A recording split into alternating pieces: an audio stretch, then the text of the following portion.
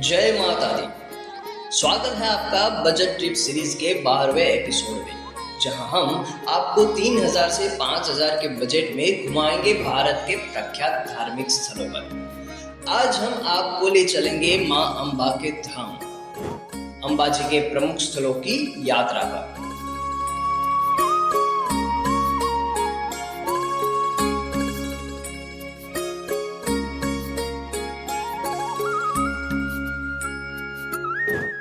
इस वीडियो में हम आपको बताएंगे कि अहमदाबाद से अंबा जी कैसे पहुंचे, कहां पर रुके, कब कहां दर्शन करें, कौन से स्थलों की यात्रा करें और बजट क्या होगा, उसकी पूरी जानकारी देंगे। तो जुड़े रहिए हमारे साथ इस पूरी यात्रा में।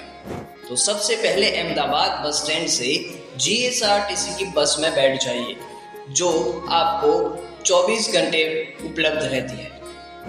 लगभग 4.5 घंटे के सफर के बाद आप अंबाजी पहुंचेंगे, जिसका किराया करीबन 150 रुपये है। अंबाजी पहुंचकर रिक्शा से किसी भी अच्छी धर्मशाला में रुक जाइए, जिसकी बुकिंग आप यात्राधाम.org से कर सकते हैं, जिसकी लिंक डिस्क्रिप्शन में दे दी गई है। धर्मशाला में विश्राम करके सबसे पहले आप जाइए अंबाजी मंदिर। अंबाजी की यात्रा सिर्फ दर्शन के लिए ही नहीं, बल्कि इतिहास और आस्था का संगम है। ये मंदिर अति प्राचीन है और 51 शक्तिपीठों में से एक है। माना जाता है कि यहाँ माता सती का हृदय गिरा था। मंदिर के गर्भगृह में मां अंबा की प्रतिमा नहीं है, बल्कि एक चरण पाद स्थापित है। दर्शन के बाद अजय माता मंदिर के दर्शन भी करें, जो मंदिर परिसर में ही स्थित है। ये मंदिर अपनी अद्वितीय वास्तुकला और इतिहास के लिए प्रसिद्ध है। यहाँ की शांति और पवित्रता मन को सुकून देती है। यहाँ थोड़ा समय बिताने के बाद अब जाइए कोटेश्वर महादेव, जो यहाँ से लगभग 7 किलोमीटर की दूरी पर है, जहाँ आप रिक्शा की मदद से पहुँच सकते हैं। यहाँ भगवान शिव का प्राचीन मंदिर स्थित है। मंदिर के शांत वातावरण में मन को बहुत शांति मिलती है।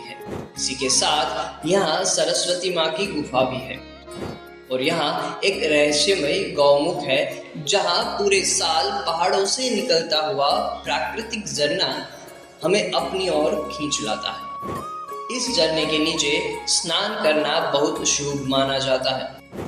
अब आप यहाँ से जाइए 1 किलोमीटर दूर स्थित कामाक्षी देवी मंदिर के दर्शन करने।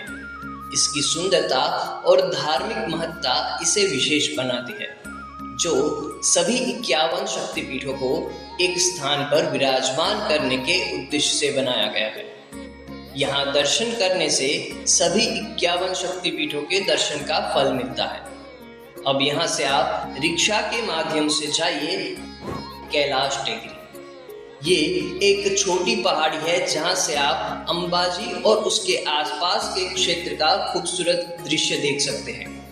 यहाँ की ताजगी और ठंडी हवा आपको तरोताजा कर देगी। यहाँ से आप सीढ़ियाँ उतर कर जाइए नीचे की ओर, जहाँ पर स्थित है मांगल्य वन। ये एक खूबसूरत बागीचा है, जहाँ तरह तरह के पेड़ पौधे और फूल लगे हुए हैं।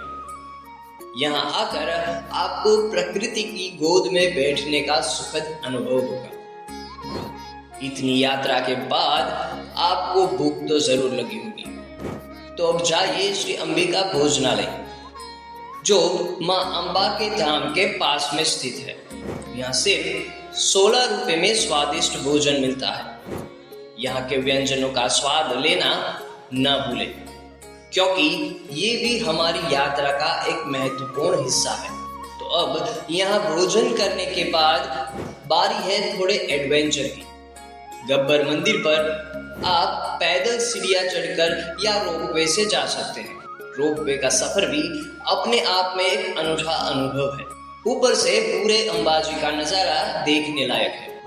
इस मंदिर में मां अंबा की प्रतिमा के साथ एक अखंड ज्योत भी है। शाम होते ही गब्बर पर होने वाला लाइट शो का भी मजा लीजिए। ये शो यहाँ की रात को और भी चमकदार और रंगीन बना देती है। इस लाइट शो के अद्भुत नज़ारे के साथ अब समय भोजन करने का है। तो अब आप फिर से श्री अंबिका भोजनालय में भोजन करने जा सकते हैं। तो अब भोजन करने के बाद वापस लौट जाए अपनी धर्मशाला की ओर विश्राम करने। तो अब समय आ गया है इस खूबसूरत शहर अंबाजी को अलविदा कहने का।